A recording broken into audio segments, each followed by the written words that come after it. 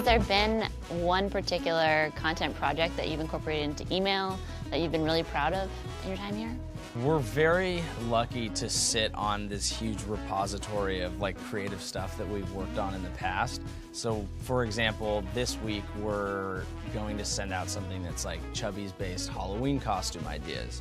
And I may or may not use it, but looking back through Facebook, there's a video that was already made 2 years ago of one of us in the studio doing all of that, and that content is still all fresh and new to the audience that's paying attention today.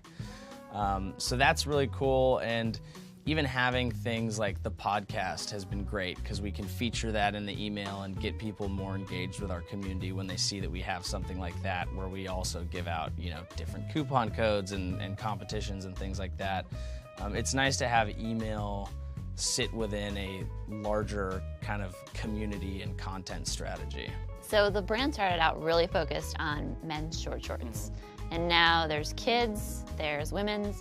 How do you change, or do you change, any of the brand and tone with emails that are content for women or kids? I mean, I think there has been a huge change actually, but it mostly happened before I even showed up here, because I'll look at some of like the old videos we made and I'll pitch ideas that I think are hilarious, and people will say, you know, 3 years ago we could have done that, but not anymore. And I think that's actually a testament to, you know, the strength of the company, is that it is a message that started out for a specific type of person, and it's been one of our biggest goals to make that something that resonates with everyone, because our message is like the weekend, having a good time, having fun together. That isn't built for one type of person. That's a very inclusive message, and we've been really focused on that, and it's been, I think, a great experience for everyone to watch that transform.